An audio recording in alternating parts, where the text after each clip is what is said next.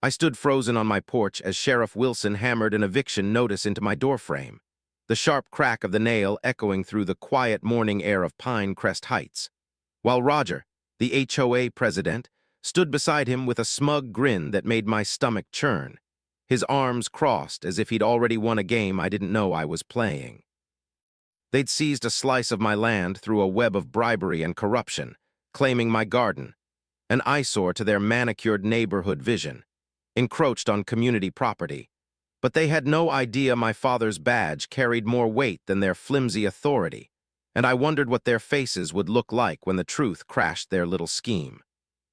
Diane, Roger's wife and my next-door neighbor, had screamed over the fence just yesterday, her manicured nails clawing at the wooden slats as she demanded I rip out my tomato plants, her voice shrill with rage as she called them a blight on her million-dollar view, her blonde hair stiff despite the wind, her knuckles white with fury. I'd knelt in the dirt, hands still muddy from tending those plants, grown from seeds my mother saved before she passed last year, trying to explain they were on my property, not hers.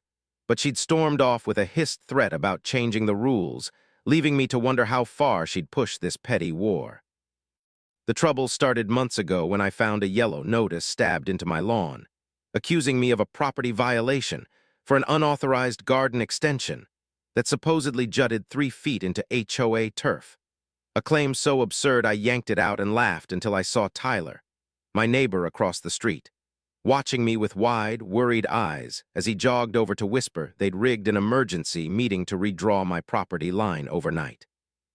He'd overheard Roger on the phone with Sheriff Wilson, plotting to make my problem property available for a hefty campaign donation. And as I folded that notice into my pocket, my hands shook with a mix of anger and disbelief. Roger's connections ran deep, his influence plastered across town on Wilson's re-election signs, including the oversized one in his own yard.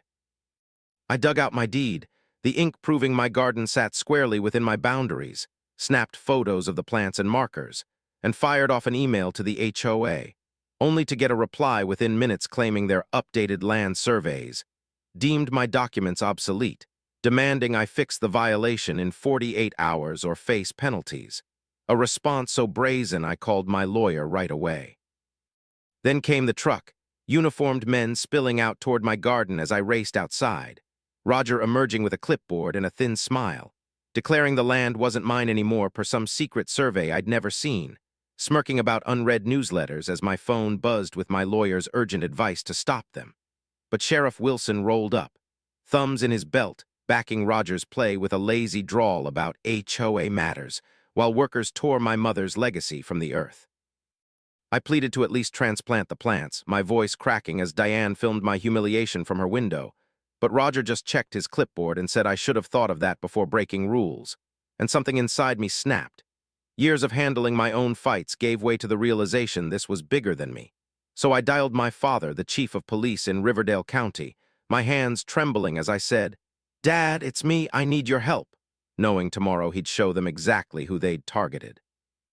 The next morning, Tyler huddled with me in my kitchen, whispering over coffee as we watched Roger direct a surveyor sinking more stakes into my yard, his voice tight with urgency as he asked if my dad was really the chief of police.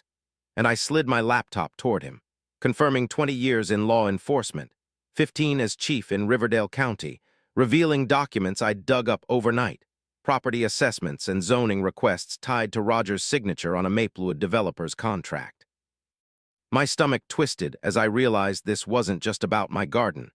They were forcing out half the neighborhood for a massive development deal, and when the doorbell rang, I peeked through the peephole to see a delivery person with a thick envelope from my lawyer, tearing it open to find a cease and desist order claiming I was interfering with HOA business by documenting their actions, threatening a lien on my house if I didn't stop.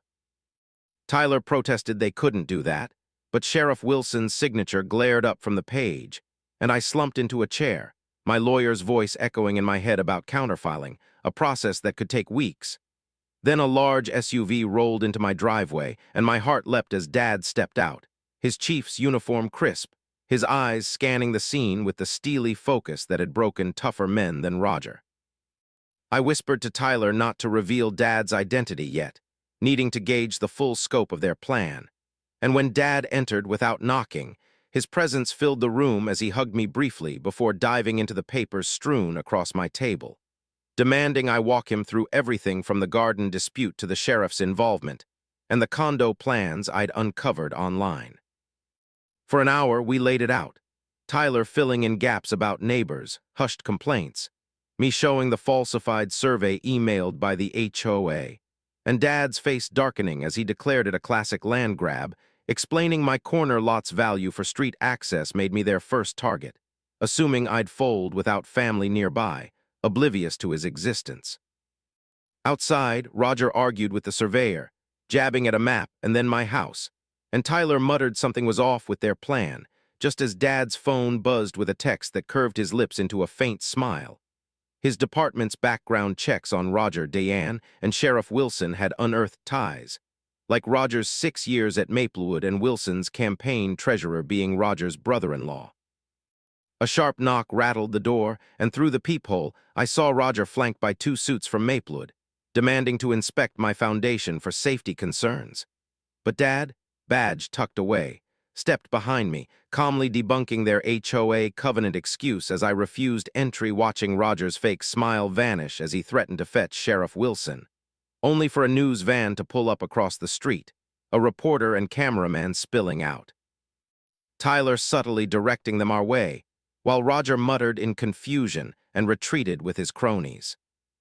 I turned to Dad, incredulous if he'd called the press, but he shook his head, crediting Tyler's instincts as Sarah Chan from Channel 7 approached, Mike Reddy asking about homeowners forced out for development, and with Dad's subtle nod, I walked her through it all.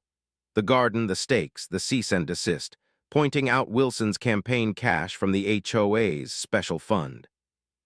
Diane stormed over, shrieking about HOA rules, but Dad's mild comment about free speech shut her down. And as Sarah pressed her for a statement, I held up Roger's signed development plans, watching her fury ignite before she fled, leaving me certain this fight was far from over. As the news van pulled away, Dad's phone rang, his face hardening as he listened, then hung up to reveal his contact at the county records office had confirmed the property line changes were rushed through without proper review, notarized by Sheriff Wilson's wife. A blatant illegality. While the Maplewood condo plans hinged on seizing at least 5 properties, mine just the first domino in their scheme. Tyler's phone chimed with a text about an emergency HOA meeting that night, members only, and Dad's rare smile gleamed as he said it was perfect timing for Wilson to learn who he was up against. But before we could finalize our plan, the doorbell rang again, a courier shoving an urgent envelope into my hands. A foreclosure notice claiming I'd skipped 6 months of HOA dues. A lie since my bank statements proved every payment. Yet there it was, a lien now executed against my home. Tyler peered out the window, his voice tight as he spotted Sheriff Wilson at Roger and Diane's, eviction papers in hand, and I felt the blood drain from my face. They were moving faster than we'd anticipated. But Dad's hand on my shoulder steadied me, his tone icy as he declared this wasn't just theft anymore, it was misconduct and fraud, pulling out his phone and badge to call the state attorney general's office, then his SWAT commander, vowing no corrupt sheriff would evict his kid. Through the window, Wilson marched toward my door, Roger and Diane trailing like vultures, and Tyler gaped at Dad's badge, whispering they had no idea what was coming, while Dad's stone-cold reply, "Not a clue, but they're about to learn," sent a shiver through me as the showdown loomed. My lawyer's office was a refuge later that day, rain hammering the windows as she slid doctored survey maps across her desk, pointing out time stamps from 3 weeks ago that rewrote my family's 20-year-old plot, her grim nod confirming someone was rigging county records. And then she dropped the bombshell.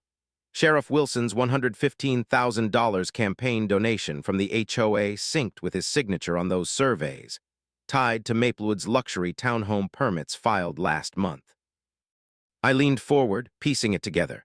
This wasn't about my tomatoes, it was about forcing me out entirely, Roger poised to profit millions while puppeteering Wilson. And as thunder cracked outside, I called Dad from my car, his voice crackling through the storm as he revealed his old partner in the county ethics department had flagged 3 other Pinecrest homeowners strong-armed by the HOA for this same deal, targeting the vulnerable until they hit me. maybe not knowing who my father was or betting I cave. I stared at the HOA headquarters across the street, lights blazing late into the night for that emergency session Tyler had texted about, and Dad's warning to be careful rang in my ears.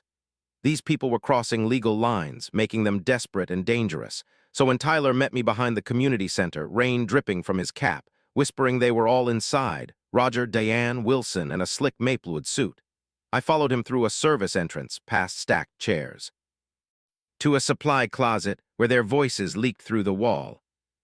We pressed against the thin partition, Roger's voice sharp as he insisted my property was the final piece for Maplewood to break ground, the smooth-talking suit pressing about delays, Wilson smugly touting his assistance for campaign cash, and Diane's laugh grating as she gloated about a $50,000 kickback for their European vacation once the deal closed. My hands shook as I hit record on my phone, capturing every word of their conspiracy to arrest me if I resisted. Their plan to evict me by morning and bulldoze my garden by noon, until my elbow clipped a stack of cleaning supplies, crashing bottles to the floor, silencing the room as Roger shouted someone was there, and Tyler yanked me toward the back door, sprinting into the rain as Wilson's furious yell chased us into the night.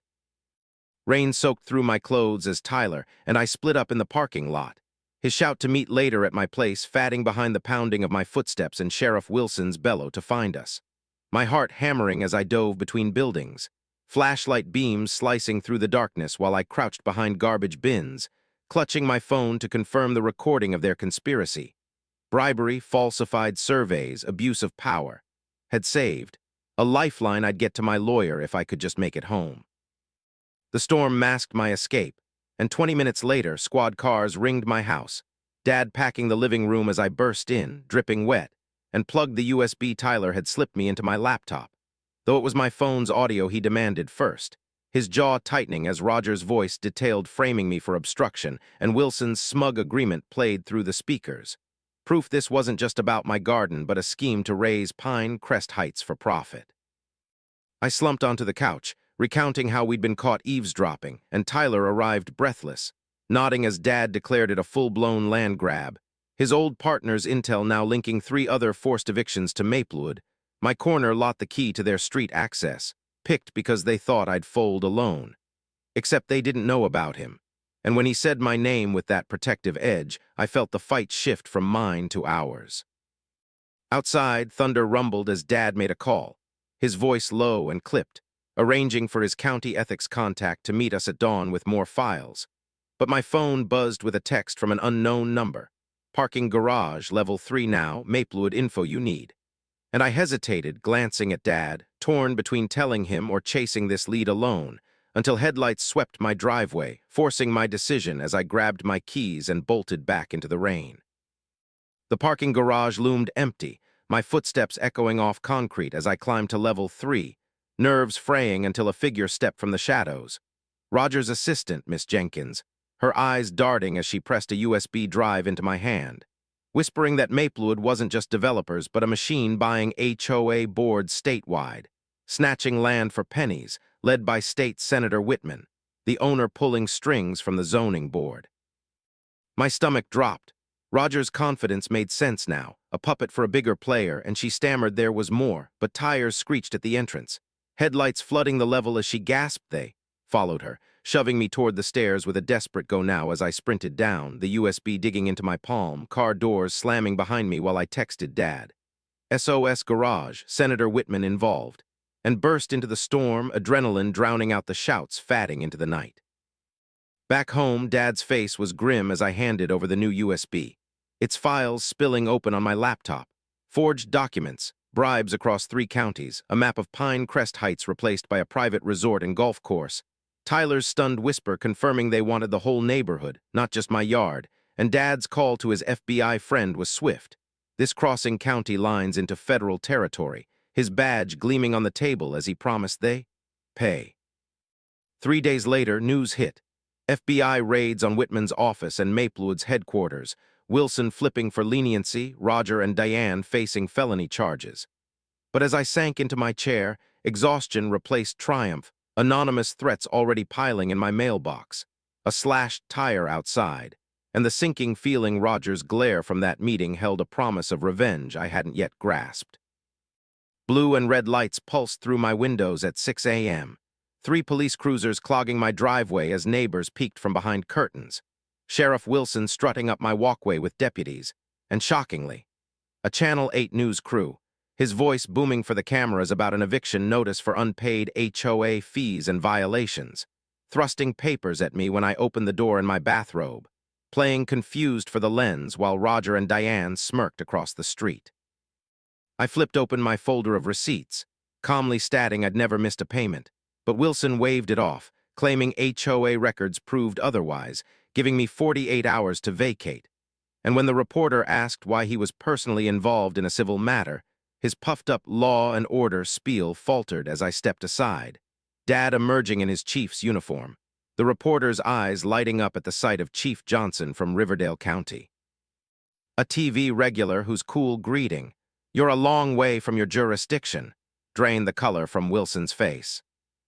Dad turned to the camera, announcing his department's work with state investigators on corruption tied to developers and officials, hinting at Wilson's $115,000 HOA donation and Maplewood ties without accusing outright, leaving the sheriff stammering as Roger rushed forward, insisting the HOA bylaws held firm, only for me to pull out my phone, revealing their recorded meeting.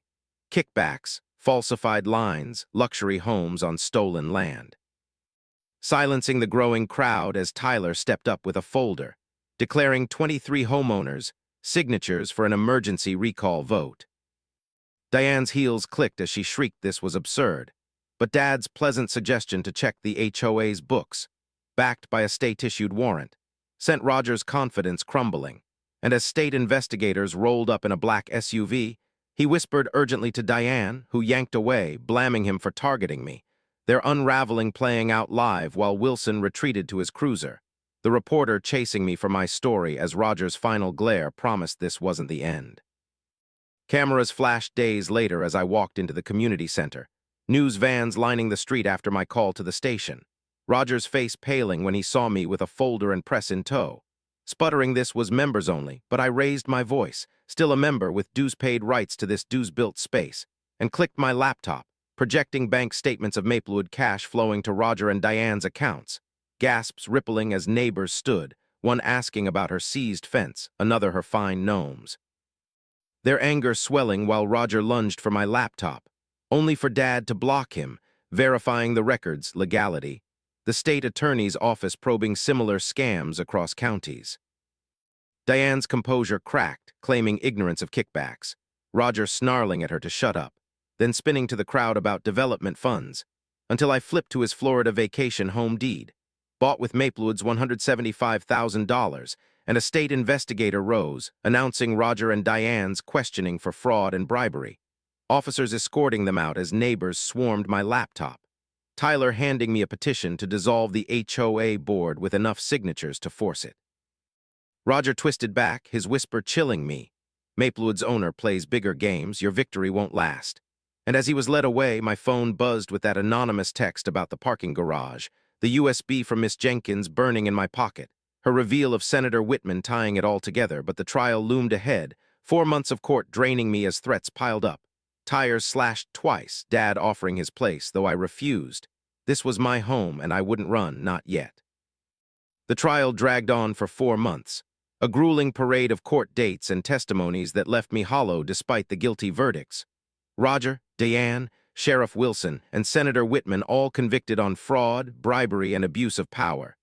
Justice tasting less sweet than I'd imagined, overshadowed by anonymous threats in my mailbox and 2 more slashed tires.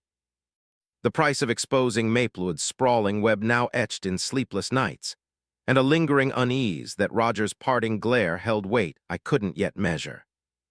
Dad suggested I stay with him after a tense hearing where Whitman's lawyer painted me as a vindictive troublemaker, his voice steady as he offered refuge. But I shook my head, gripping my keys. This was my home, my mother's memory rooted in its soil, and I wouldn't let them scare me off, not when neighbors I barely knew stepped up, forming a protection detail, taking shifts to watch my house after dark. A quiet solidarity sparked by Tyler's community meeting where an elderly couple shared losing their deck. A single mom her savings to bogus fines, all nodding as I proposed rebuilding without power trips or petty rules. The FBI raids had hit hard. Whitman's office and Maplewood's headquarters gutted simultaneously, Wilson testifying for leniency, Roger and Diane facing years behind bars. But the files from Miss Jenkins, USB painted a bigger picture, forged surveys and bribes spanning 3 counties, a resort and golf course planned to erase Pine Crest Heights entirely. And as I sat with Dad and Tyler poring over that map, the scale sank in. They'd wanted everything, not just my garden. A betrayal so vast it united us in ways Roger never foresaw. Revenge wasn't the endgame. Exhaustion was, and as I dodged reporters' calls and scanned my windows each night, I wondered what Roger's whispered threat about Maplewood's owner meant, his bigger game still lurking beyond the courtroom's reach. Spring thaw brought a shift, my hands raw from clearing storm debris in my yard when Diane's daughter pulled into my driveway, her face hesitant as she handed me a sealed envelope from her mother, now under house arrest awaiting sentencing, and inside, Diane's scrawl stunned me. I was wrong, my greed and pride destroyed lives, including mine. Donate my yard for your community garden. It won't fix what we did, but it's a start. A confession I hadn't expected. Her yard a peace offering I turned over in my mind as I pushed a wheelbarrow across what was once our boundary line 2 months later, the soil dark and ready for planting. Neighbors swarmed the new Pine Crest community garden, breaking ground together. Mrs. Abarai, who'd once reported my wind chimes, now rigging irrigation with Mr. Garcia, the family who'd sued over my compost bin managing the community pile, while Tyler led kids from the elementary school with vegetable seedlings, their laughter mingling with the clink of shovels as former foes worked side by side, Dad rolling up with pizzas for the volunteers. His 30 years in law enforcement marveling at this justice, not just punishment but rebuilding, a truth I felt in my bones as dusk settled. We gathered for a photo, surrounded by turned earth and fresh plants, a voice calling for a barbecue next weekend at their place, cheers erupting as neighbors who'd avoided eye contact now planned to break bread. And as twilight fell, Tyler and I sat on my porch steps, fireflies flickering over the garden, his quiet words hitting home. Roger had accidentally forged what he feared most, a neighborhood where property lines blurred into care, the HOA signs swapped for a wooden marker. Pine Crest Heights growing together. The community garden flourished as summer crept in, vines heavy with tomatoes sprawling across what had once been Diane's pristine lawn, a living testament to our defiance that drew neighbors daily, some to tend plots, others to sit and talk, the air thick with the scent of earth and second chances. While I found myself pausing there each evening, hands in the dirt, feeling my mother's presence in every seed she'd saved, a quiet healing Roger's schemes couldn't touch.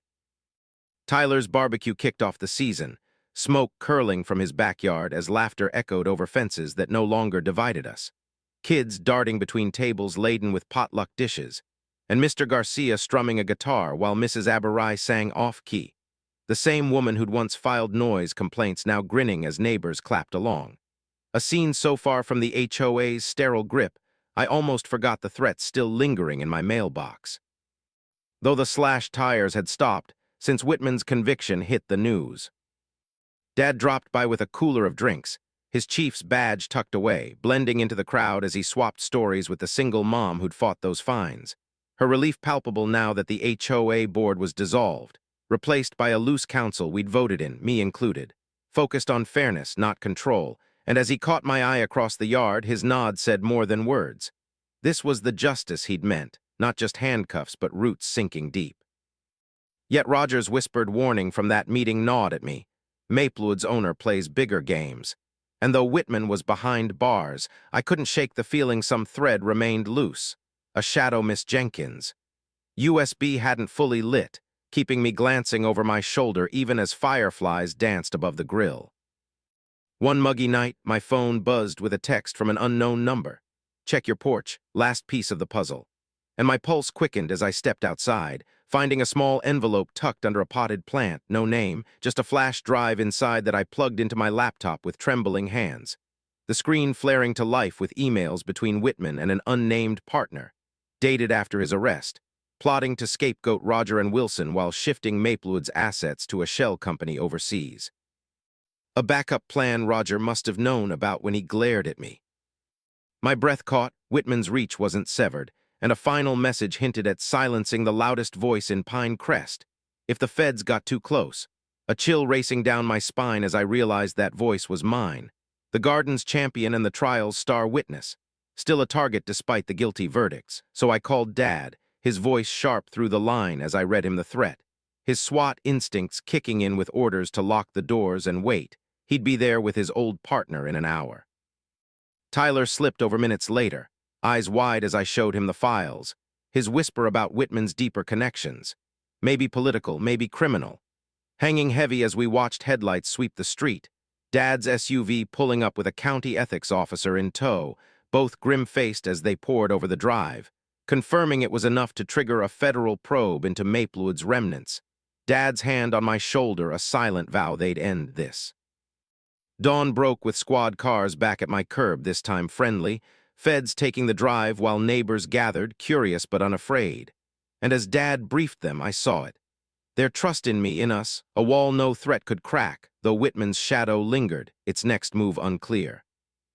The feds swarmed Pine Crest Heights that week, their black SUVs a stark contrast to the garden's green sprawl, seizing files from the old HOA office as neighbors watched from their porches, sipping coffee and swapping theories.